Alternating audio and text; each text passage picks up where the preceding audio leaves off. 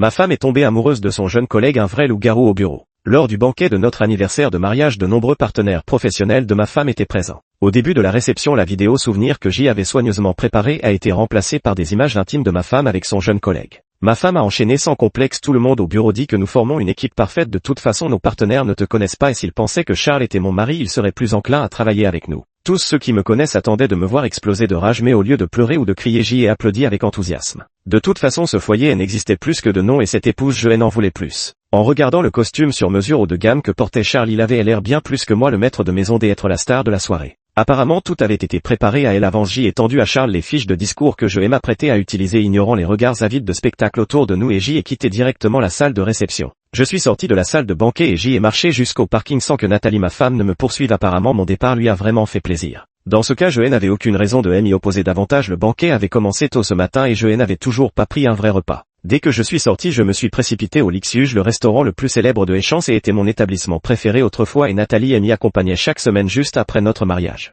Mais je ne sais pas à quel moment Nathalie a cessé de me voir et avec cela des années d'affection se sont complètement évaporées. Nathalie n'aimait pas se prendre la tête et trouvait que l'organisation de fête était une vraie corvée. J'y avais commencé les préparatifs 2 mois à l'avance pour m'assurer que chaque détail soit parfait. Des petits détails comme les bouquets de fleurs et les plats jusqu'aux éléments majeurs comme la liste des invités, le lieu et le déroulement de la soirée. Lors de notre mariage, nous avions opté pour une cérémonie de voyage selon les goûts de Nathalie, alors que j'y avais toujours rêvé d'une célébration où tout le monde pourrait être témoin. Cette fête des anniversaires était censée être une seconde noce que Nathalie voulait m'offrir en compensation. Et l'attention que j'y avais portée à cette fête me faisait savoir sans l'ombre d'un doute que le remplacement de la vidéo n'était pas un accident. Cette vidéo que j'y ai montée moi-même avec tant de soin contient tous nos souvenirs depuis nos premiers rendez-vous avec Nathalie jusqu'à nos 5 ans de mariage. Nous avons grandi ensemble, passant de la naïveté de la jeunesse à aujourd'hui. Prétendre que ça ne me brise pas le cœur serait mentir. Mais à force d'accumuler les déceptions, je suis devenu insensible. C'est pourquoi j'y ai pu quitter la réception aujourd'hui avec une telle indifférence. J'y ai avalé ma dernière bouchée de ce délicieux repas, digérant du même coup le dernier reste des amertumes dans mon cœur. La décision était déjà prise.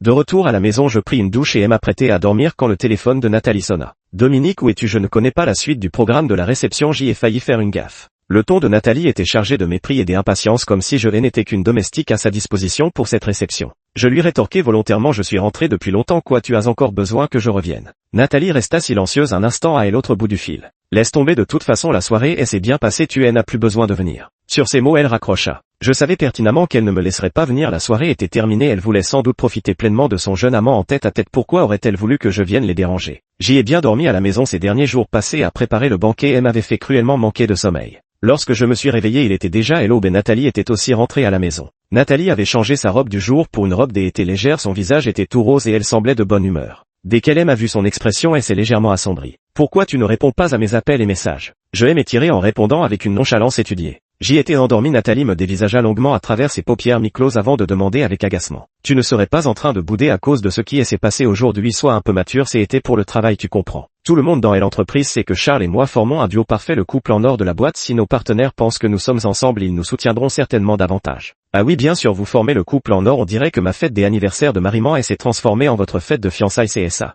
Je ricanais intérieurement, me demandant si elle n'avait pas perdu la tête sous l'effet de l'excitation de la journée. Je n'avais pas envie de lui répondre, alors je haussai simplement les épaules. Nathalie semblait très mécontente de mon attitude, son regard se chargeant d'une curiosité accrue. Elle s'apprêtait à ajouter quelque chose lorsque la porte des entrées s'ouvrit. Charles, connaissant parfaitement les lieux, arriva devant la porte de la chambre, un sac à la main, affichant un sourire feignant la timidité. Nathalie, tu as oublié tes vêtements, je te les apporte. Dominique est là aussi, j'espère que je ne vous dérange pas. Nathalie avait également enregistré l'empreinte digitale de Charles sur la porte blindée, ce qui lui permettait d'entrer comme chez lui. Nathalie ne trouvait absolument rien à redire et prit tendrement le sac en papier. Tu n'aurais pas dû te déplacer si tard pour me l'apporter, j'y aurais pu venir le chercher la prochaine fois. Leurs regards s'accrochèrent avec une telle intensité qu'on aurait dit des fils qui s'entrelacent. Un frisson de dégoût me parcourut l'échine et je ne pus réprimer un tremblement. Nathalie semblait avoir trouvé une raison de me railler, me regardant avec plus d'assurance. Ce n'est pas pour te critiquer, mais tu ne pourrais pas prendre exemple sur Charles, il est plus jeune que toi, pourtant il se montre bien plus mature en toute occasion. Lors du banquet aujourd'hui, il a géré seul tous ses invités avec une aisance remarquable, et toi, dès qu'une difficulté se présente, tu te réfugies dans ta carapace comme une tortue. La fin du banquet était si chaotique aujourd'hui sans Charles, je ne sais pas comment j'y aurais fait. Toi, tu as préféré lâcher prise et rentrer chez toi comme si de rien n'était. Nathalie avait à peine commencé à parler que je l'ai interrompu. J'y ai eu tort la seconde et après Nathalie et Charles étaient stupéfaits. Contrairement à ce qu'avaient anticipé Nathalie et Charles, je n'ai pas craqué, au contraire je suis resté d'un calme inattendu. Je n'ai pas pleuré, je ne me suis pas emporté, je n'ai même pas opposé la moindre objection, je me suis simplement contenté de regarder Nathalie fixement sans la moindre émotion. Tout le monde sait que j'aime Nathalie à la folie, pour elle j'y ai tout abandonné. Avant de la rencontrer, J était ce génie qui donnait libre cours à son talent sur la toile. Mes œuvres touchaient les cœurs, elles étaient ma façon de dialoguer avec le monde et l'exutoire de mes émotions. Pourtant tout cela a commencé à changer imperceptiblement au moment où J ai rencontré Nathalie. À cette époque, Nathalie n'était qu'une employée ordinaire dans l'entreprise, mais son sourire et son regard m'ont apporté une chaleur et une sérénité comme jamais auparavant. Pour elle, J était prêt à tout abandonner, y compris ce monde de la peinture qui m'avait autrefois fait briller. Et l'opposition de ma famille fut comme une tempête violente, ils ne comprenaient pas pourquoi je renonçais à la voie artistique familiale pour une femme si ordinaire. Mais dans mon cœur, Nathalie était celle qui méritait que je lui consacre tout. Alors J ai rompu résolument avec ma famille juste pour pouvoir rester avec elle. Durant cette période, nous avons vécu dans une dépendance mutuelle difficile mais heureuse. Je vais m'occuper d'elle de tout mon cœur, je vais l'accompagner essayant de construire avec mon amour une barrière solide pour qu'elle ressente un sentiment de sécurité comme jamais auparavant. Et Nathalie, avec mon soutien, a courageusement entrepris le chemin de l'entrepreneuriat. Son entreprise est partie de rien pour se développer progressivement et atteindre le sommet de sa carrière. J'y étais fier d'elle et me réjouissais d'avoir pu l'accompagner dans ce parcours difficile. Cependant, alors que la carrière de Nathalie prospérait, notre relation commençait imperceptiblement à changer. Elle est devenue de plus en plus occupée, travaillant souvent tard dans la nuit, et elle n'avait même plus de temps pour moi le week-end. J'y ai essayé de comprendre ses difficultés en lui offrant suffisamment d'espace et de soutien. Mais peu à peu, j'y ai senti qu'il y avait peut-être quelqu'un d'autre dans son cœur. Au début, Nathalie ne faisait que mentionner volontairement ou non les talents et la jeunesse prometteuse de Charles devant moi. Le nouveau Charles dans l'entreprise est vraiment compétent, nous nous entendons particulièrement bien, nous formerons une équipe parfaite. Je n'y ai pas trop réfléchi, pensant qu'il s'agissait simplement de sa reconnaissance envers un collègue compétent. Mais avec le temps, elle a commencé à me comparer fréquemment à Charles, laissant transparaître dans ses propos son admiration et son inclination pour lui. Mon cœur s'est alourdi, un pressentiment sinistre et m'envahissant. Finalement, un jour, j'y ai découvert que Nathalie passait de plus en plus de soirées à travailler tard avec Charles jusqu'à sortir ensemble le week-end. Son sourire, ce sourire qui n'était autrefois que à moi, se montre désormais plus souvent devant Charles. J'y ai protesté, j'y ai fait des scènes, mais tout ce que j'y ai obtenu, c'est l'agacement de Nathalie. Tu ne pourrais pas être un peu plus mature? Je ne fais que travailler normalement, je considère Charles simplement comme un petit frère. Arrête de faire des histoires sans raison, je suis fatigué. Dominique, ton amour est trop égoïste. Je savais que son cœur ne m'appartenait plus entièrement. Face à tout cela, j'y ai ressenti une douleur et une confusion comme jamais auparavant. J'y ai même commencé à me remettre en question, à me demander si je n'avais pas été assez bon, si vraiment je ne valais pas Charles. J'y ai tout tenté pour reconquérir Nathalie, mais l'absurdité de ce qui s'est passé aujourd'hui lors du banquet m'a soudain ouvert les yeux. J'y avais été bien trop naïf. Cette relation ne valait plus rien depuis longtemps. Nathalie n'avait clairement pas anticipé une réaction aussi impassible de ma part. Incrédule, elle me demanda à nouveau: tu as dit quoi? Je me redressai légèrement, adoptant une posture plus formelle avant de répondre avec un détachement calculé. J'y ai dit que j'y avais eu tort. J'y ai eu tort d'abandonner tout pour t'aimer, tort d'avoir tenté de reconquérir un cœur qui ne m'aimait pas. T'aimer fut mon erreur, braver et l'opposition familiale pour toi aussi, mais désormais j'y entends limiter les dégâts. Sous le regard incrédule de Nathalie, je prononçai ces mots. Nathalie, divorçons. Le sac à main de Nathalie tomba par terre. Charles ne pouvait dissimuler sa satisfaction au point de paraître exultant. Je craignais qu'il ne puisse retenir un éclat de rire tant il avait hâte que cela arrive. Nathalie fronça les sourcils, mais sa réaction fut inattendue. Dominique, est-ce que tu es ivre ou bien tu es encore endormi? Répète ce que tu viens de dire. Je craignais qu'elle n'ait pas bien entendu dans son excitation, alors j'y ai articulé à nouveau avec une parfaite clarté. J'y ai dit: Nathalie, divorçons. Après avoir prononcé ces mots, j'y ai attendu tranquillement que Nathalie donne son accord. Nathalie me regarda avec un froncement de sourcils persistant, comme si elle cherchait à déterminer si j'y étais sincère ou simplement en colère. Après plusieurs minutes, elle détourna le visage avec gêne et sa voix prit une tonalité étrangement adoucie. Je pensais que tu disais n'importe quoi sous le coup de la colère, alors je ne t'en tiens pas rigueur. Des choses comme le divorce, même si on est contrarié, on ne les lance pas comme ça blesse. Après tant d'années de complicité, nous nous connaissons par cœur, on ne divorce pas sur un coup de tête comme ça. Je vais dormir au bureau ce soir, reste à la maison pour réfléchir sérieusement à ton comportement, plus de sottises la prochaine fois. Nathalie me coupa la parole et sortit sans attendre, laissant Charles la suivre visiblement tout aussi déconcerté. Là, je devais avouer mon incompréhension. Ces derniers jours, leur relation frémissait sous mes yeux, fusionnelle comme du miel et des amandes collantes. Aujourd'hui, elle a carrément affiché des photos intimes lors du banquet. Je pensais qu'elle était déjà impatiente de divorcer pour être avec Charles.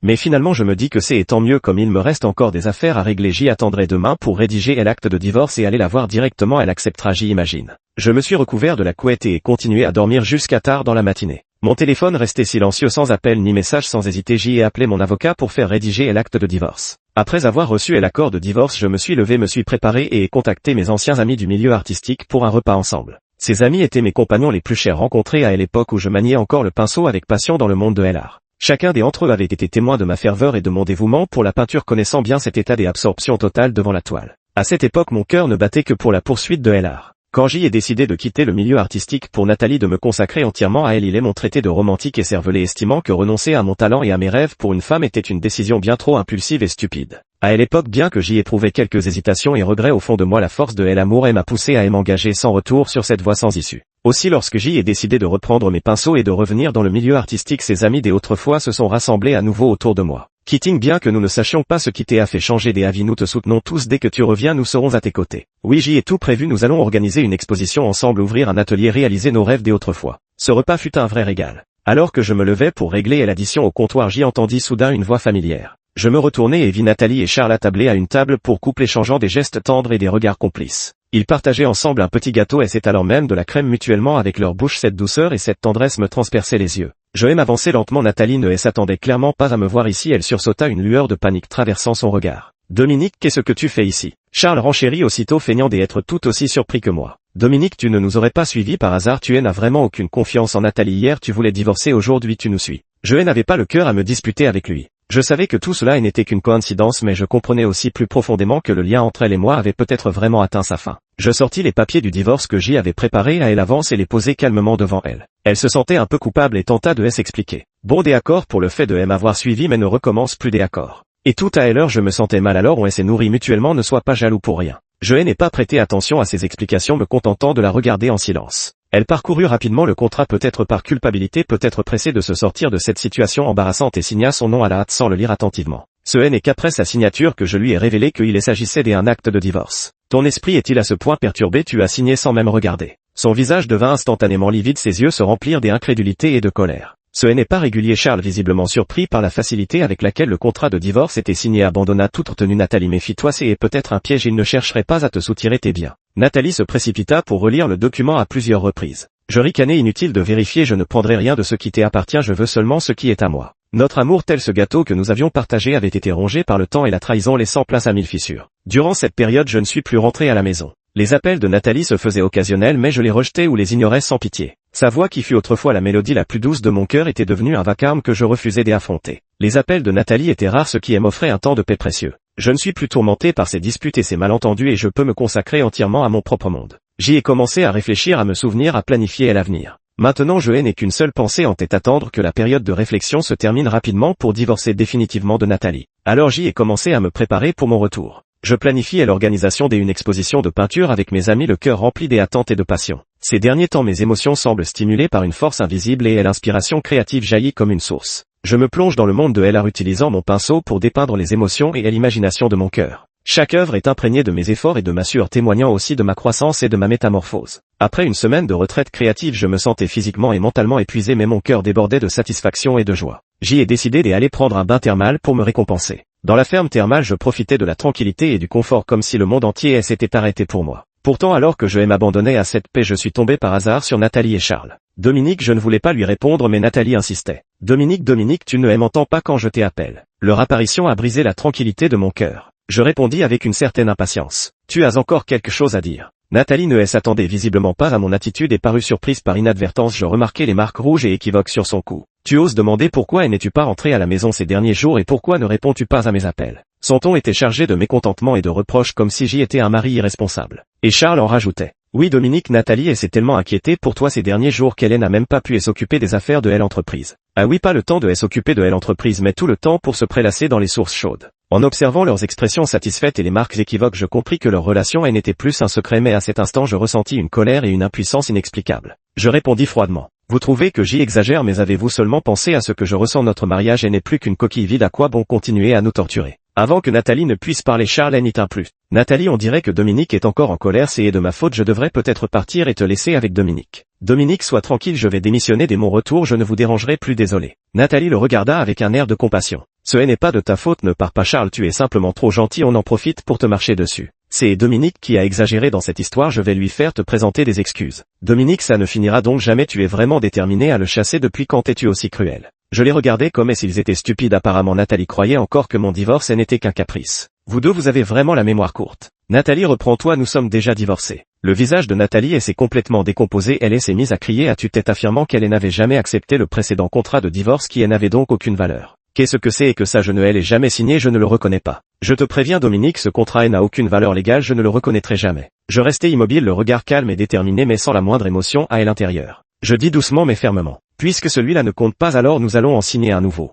Nathalie, ma décision de divorcer est prise, personne ne peut la changer. D'ailleurs, et n'est-ce pas ce que tu souhaitais une fois divorcé de moi, tu pourras être officiellement avec ton Charles. À ces mots, son visage devint instantanément livide et m'accusant de ne pas me souvenir des anciens sentiments et d'avoir oublié nos beaux moments passés. Ton amour pour moi était donc faux depuis le début et maintenant tu ne peux plus attendre pour montrer ton vrai visage, Dominique, tu as bien calculé ton coup. J'y écoutais ces accusations avec un mélange des émotions mais surtout avec un profond soulagement. Je pris une profonde inspiration et sans hésitation dénonçai ses agissements avec Charles. Je ne tiens pas compte de tes divagations, va voir le contrat et tu comprendras, je ne veux rien, toi y compris. Je t'ai obéi au doigt et à l'œil et en échange tu t'es affiché avec Charles. J'y ai mis tant de cœur à organiser cette réception pour notre 5e anniversaire de mariage et tu as laissé Charles prendre ma place. Qui a trahi l'autre en premier, qui a abandonné le premier? Je parle de ces trahisons et mensonges d'une voix calme mais chaque mot est comme une aiguille qui leur transperce le cœur. En voyant cela, Charles, loin de reculer, en rajoute en disant: arrête de semer la discorde, je te trouvais bien avant mais je ne pensais pas que tu serais si prompt à enfoncer les gens. Nathalie est une femme si merveilleuse que tu ne sais pas apprécier. Nathalie, ne t'inquiète pas, tu aimes désormais à tes côtés et n'aie pas peur. Son ton était plein de provocation et de suffisance comme s'il proclamait que leur relation était indestructible. Je les regardais ces deux-là se répondre en écho mais au fond de moi la colère avait disparu laissant place à une tristesse et une résignation teintée de mélancolie. Nathalie se moqua à nouveau de moi affirmant que sans elle je n'étais rien et que je ferais mieux d'y réfléchir sérieusement. À ces mots un sourire froid se dessina sur mes lèvres. Je n'avais pas besoin de lui prouver quoi que ce soit, ma valeur n'a jamais été définie par elle ou qui que ce soit. Je secouai légèrement la tête lui suggérant de jeter un œil aux tendances récentes. Perplexe, elle sortit son téléphone où s'affichait en gros titre la nouvelle de mon retour imminent dans le monde de la peinture. Mes fans des autrefois, ils ne m'avaient pas oublié, ils attendaient toujours attendant celui qui allait reprendre ses pinceaux. En lisant les commentaires sur les tendances, chacun des exprimant des attentes et un soutien à mon égard, mon cœur fut enveloppé d'une vague de chaleur. Je savais que c'était le moment idéal pour recommencer. Le visage de Nathalie devint de plus en plus sombre, elle n'avait probablement jamais imaginé que même sans elle je pourrais avoir ma propre scène et briller de mille feux. Je la regardais à nouveau, les yeux remplis de détermination et de confiance. Je dis: Nathalie, regarde, même sans toi j'y ai toujours, ma carrière, mes fans et mon avenir, alors que toi tu as choisi la trahison et le mensonge. Charles à côté affichait une expression de plus en plus complexe. Il ne se rendait peut-être pas compte que sa victoire triomphante ne valait absolument rien. Je les observais ressentant une étrange satisfaction monter en moi. Ce n'était pas la joie de la vengeance mais celle de la libération. Je me suis retourné et suis parti sans ajouter un mot. Je savais que la route qui m'attendait serait solitaire mais je n'avais plus peur car j'y avais mes pinceaux, mes admirateurs et mon propre avenir. Quant à Nathalie et Charles, ils feraient désormais partie de mon passé enfoui au plus profond de ma mémoire. Le jour où la période de réflexion du divorce prit fin, le soleil brillait à merveille comme si elle-même était imprégnée d'une atmosphère de renaissance. J'y ai officiellement vendu à l'ancienne maison où j'y avais vécu avec Nathalie, prêt à emménager dans un nouveau foyer qui ne m'appartiendrait que à moi. Cette vieille maison, chaque recoin était chargé du bonheur que Nathalie et moi avions partagé, du style de décoration à la disposition des meubles, tout avait été soigneusement conçu selon ses goûts. Des plus petits accessoires aux couleurs dominantes, tout reflétait les préférences de Nathalie comme si j'y avais perdu mon identité à ses côtés. Le jour où nous avons emménagé, j'y ai couvert les yeux de Nathalie jusqu'à ce que nous entrions dans la maison. Cette maison était petite mais c'était le meilleur que nous pouvions nous offrir à l'époque, nous ne l'avons jamais changé même lorsque nous avons eu plus d'argent car la chaleur de ce petit nid était irremplaçable. Mais je n'aurais jamais imaginé que ces souvenirs deviendraient aujourd'hui des ombres tenaces dans mon cœur me rappelant sans cesse ce mariage brisé. C'est pourquoi j'y ai résolument choisi de tourner la page en vendant cette maison pour acheter un nouveau départ. Le jour où j'y ai emménagé dans la nouvelle maison, je me suis tenu sur le pas de la porte contemplant tout ce qui m'entourait avec un étrange sentiment d'étrangeté qui m'envahissait le cœur. Ce n'était pas seulement dû au changement des environnements mais aussi à une métamorphose profonde en moi. Toutes ces années j'y avais l'impression d'avoir vécu pour satisfaire Nathalie et aujourd'hui j'y avais enfin retrouvé cette paix et cette liberté qui m'appartenaient. La nouvelle maison était aménagée avec simplicité et chaleur, chaque meuble avait été choisi par mes soins reflétant non seulement mon goût esthétique mais aussi mes aspirations et mes espoirs pour l'avenir. Je me promène dans chaque pièce imprégnant cette nouvelle atmosphère de vie, le cœur débordant de satisfaction et de joie. Alors que je venais de tout ranger et m'installer sur le balcon pour me détendre, Nathalie a posté une photo d'elle blottie contre Charles en admirant la mer. La légende disait: les personnes qui en valent vraiment la peine savent attendre patiemment. Avant cela, Nathalie avait déjà publié de nombreux posts similaires pour marquer sa présence, montrant surtout des photos intimes avec Charles accompagnées de sous-textes ambigus. En voyant cette publication, je ne pus m'empêcher de ricaner. Leur bonheur m'apparaissait désormais si ridicule et ironique. Sans plus réfléchir, je la bloquai directement, décidé à tourner définitivement la page. Mais alors que je savourais cette tranquillité en solitaire, on frappa soudain à ma porte. J'y ai ouvert la porte et j'y ai eu la surprise de voir mes amis du milieu artistique venus célébrer mon emménagement. Ils apportaient des cadeaux et des vœux, le visage illuminé par des sourires sincères. Comment êtes-vous arrivés jusqu'ici? Tout en riant bruyamment, ils déposaient leurs cadeaux. Qu'est-ce qui se passe, Dominique? Tu ne nous accueilles pas. Dominique a emménagé dans une nouvelle maison, nous devons venir le soutenir. Exactement, on ne peut pas laisser notre Dominique devenir un enfant laissé à lui-même. Ah, tu veux dire un vieillard vivant seul? Non. Nous étions assis ensemble partageant les petits moments de nos vies, parlant de nos projets et rêves pour l'avenir. Nous avons levé nos verres pour célébrer cette joie nouvelle. Je regardais leur visage un à un, le cœur rempli de gratitude et d'émotion. Je savais que c'était eux qui m'avaient fait ressentir la beauté et la chaleur de la vie, eux qui m'avaient donné le courage et la force de recommencer. La nuit tombe, les amis partent un à un et je reste seul assis devant la fenêtre de ma nouvelle maison contemplant les étoiles scintillantes à l'extérieur. Je sais que le chemin à venir est encore long mais je n'ai plus peur car j'y ai désormais ma propre maison et mes rêves. Je pensais que l'histoire entre Nathalie et moi était à jamais scellée dans les profondeurs de la mémoire avec la fin de la période de réflexion post-divorce. Nous avons emprunté des trajectoires de vie différentes désormais séparées par des montagnes et des fleuves sans plus aucun point de rencontre. Pourtant le destin semble toujours aimer apporter des tournants inattendus au moment où on s'y attend le moins. La veille de l'exposition, alors que je parcourais les nouvelles comme des habitudes, une information soudaine me laissa stupéfait: la société Meng avait fait faillite. Cette nouvelle fut comme une pierre jetée dans un lac tranquille soulevant des vagues successives dans mon cœur. En seulement quelques mois, une entreprise autrefois florissante en était arrivée là. Je ne pouvais m'empêcher de me demander ce qui s'était passé. Mais en y repensant, en quoi cela me concernait-il encore? J'y avais déjà commencé une nouvelle vie, il était temps de laisser derrière moi les rancœurs et les passions du passé. Le jour du vernissage, alors que j'y échangeais avec les visiteurs sur l'inspiration et l'expérience derrière mes créations, une agitation soudaine surgit à l'entrée de la salle des expositions. En suivant le bruit, je vis Nathalie dans un état pitoyable, agenouillée au centre de la salle, son regard empli de désespoir et de supplication. Écoutez-moi tous, je suis Nathalie et je suis venue aujourd'hui pour présenter mes excuses à mon ex-mari, à l'auteur de cette exposition. Sa voix tremblante capta l'attention de tous les alentours. En un instant, caméra et téléphone portable se braquèrent sur elle, transformant cette scène imprévue en point central de l'exposition. Je restais figé, ne m'attendant pas à ce que Nathalie apparaisse à ce moment, encore moins qu'elle choisisse cette manière de me présenter ses excuses. Je restais là tranquillement, incapable de deviner ce qu'elle mijotait dans son coin. En vérité, je l'ai toujours su, je te dois des excuses. Nathalie commença à sangloter. C'est moi qui ai tort, je n'aurais pas dû te trahir ni me laisser ensorceler par ce menteur de Charles. Dès le début, il s'est approché de moi avec un objectif précis: voler les secrets de notre entreprise et s'enfuir avec tout l'argent. J'y ai été stupide, je me suis vraiment fait avoir par lui. Résultat, il a non seulement volé les documents confidentiels mais aussi emporté tout l'argent de l'entreprise. Maintenant je n'ai plus rien, je suis acculé et je n'ai d'autre choix que de venir te supplier en espérant que tu puisses me pardonner. À peine avait-elle fini de parler que les murmures commencèrent à circuler dans la foule alentour. Ce n'est que maintenant que je découvre mon véritable cœur, je t'aime toi et seulement toi, vraiment je t'aime, laisse-moi revenir à tes côtés. Je restais impassible, presque amusé. Certaines personnes ignorant la vérité commencèrent à me jeter des regards accusateurs, pensant que j'y étais trop cruel de rester aussi indifférent envers Nathalie dans sa détresse. Je les regardais, sentant monter en moi un mélange d'exaspération et de colère. Il était temps de tout mettre au clair. Écoutez-moi tous et s'il vous plaît. Je m'avancer vers Nathalie d'une voix ferme et puissante. Ce que Nathalie a dit est en partie vrai, elle m'a effectivement trahi avec Charles, mais ce qu'elle appelle avoir été trompée ne correspond pas tout à fait à la réalité. En réalité, si Charles s'est rapproché d'elle avec des intentions cachées, cela ne justifie en rien sa trahison conjugale. Elle a choisi Charles renonçant à notre amour et aux promesses passées, ce fut son choix. Et aujourd'hui elle est venue s'excuser ici, non pas parce qu'elle a réellement reconnu ses torts mais parce qu'elle est acculée et veut utiliser la pression de l'opinion publique pour susciter la pitié. Je marquai une pause parcourant la salle du regard et remarquai que tous les yeux étaient braqués sur moi attendant la suite de mon discours. Plus important encore, poursuivis-je, Nathalie, je t'ai donné des chances, je t'en ai donné quand je t'ai supplié à maintes reprises de rentrer à la maison, je t'en ai donné lors de notre anniversaire, je t'en ai donné même après vous avoir vu ensemble dans votre intimité. Mais tu as piétiné mon cœur encore et encore. Alors aujourd'hui, non seulement je n'accepte pas vos excuses, mais j'y appelle également chacun à ne pas se laisser tromper par ces larmes de surface et à voir la vérité des faits. Les véritables victimes, c'est nous tous. À peine avais-je fini de parler que l'opinion publique commença à basculer. Mon Dieu, c'est vraiment trop, comment cette personne ose-t-elle maltraiter ainsi le maître Meng?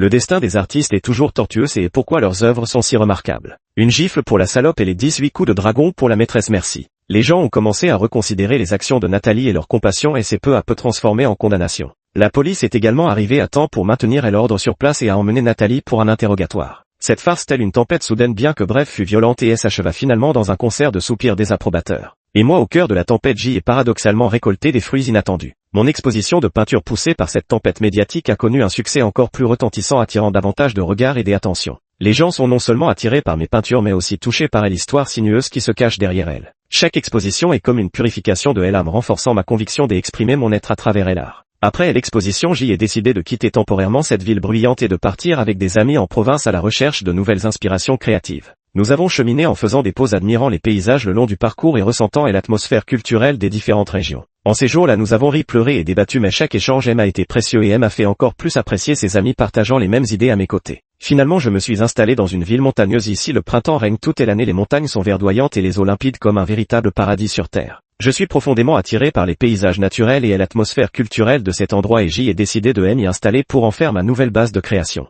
Ici, j'y ai trouvé mon propre rythme et mon style, chaque toile imprégnée de mon amour et de mes réflexions pour cette ville. Le rythme de la vie dans la ville montagneuse est lent et agréable, me laissant plus de temps pour réfléchir et méditer. Ici, j'y ai rencontré de nombreux amis partageant les mêmes idées venus des quatre coins du monde mais réunis par une quête commune de l'art. Nous discutions souvent des arts ensemble, partagions nos idées créatives et organisions même de petites expositions nous encourageant et nous soutenant mutuellement. Une telle vie a rendu mon existence plus riche et plus colorée. Un jour, alors que je parcourais les actualités, je suis tombé par hasard sur la nouvelle de l'arrestation de Charles. On dit que son cas est grave et qu'il passera probablement le reste de sa vie derrière les barreaux. Cette nouvelle ne m'a pas rempli de surprise ni d'un sentiment de vengeance, mais plutôt plongé dans une profonde réflexion. Autrefois, bien que nous ayons emprunté des chemins différents, nous avons tout de même été des passagers importants dans la vie de l'autre. Aujourd'hui, il a payé le prix de ses actes et moi j'y ai commencé une nouvelle vie qui m'appartient. Quant à Nathalie, je n'ai plus jamais eu de ses nouvelles. Après l'exposition cérébrale ce jour-là, elle a connu un petit succès sur internet. On dit qu'elle a commencé à faire des lives espérant en profiter pour rebondir. Mais ses anciens employés ne lui faisaient plus confiance, seule elle n'a pas supporté le choc et a un peu perdu la tête. Plus tard, un restaurant charitable, elle a recueilli comme serveuse, ce qui lui a au moins permis de ne pas mourir de faim. Porteur à procès lui a effectivement fait accumuler de nombreuses dettes, la condamnant à une vie entière à tenter de s'en sortir. De nombreuses années ont passé, j'y ai fondé une nouvelle famille et trouvé mon propre bonheur. Chaque fois que je me remémore ces événements passés, une profonde émotion m'envahit. Aujourd'hui, j'y ai appris à laisser derrière moi les rancœurs du passé et à chérir la beauté du présent.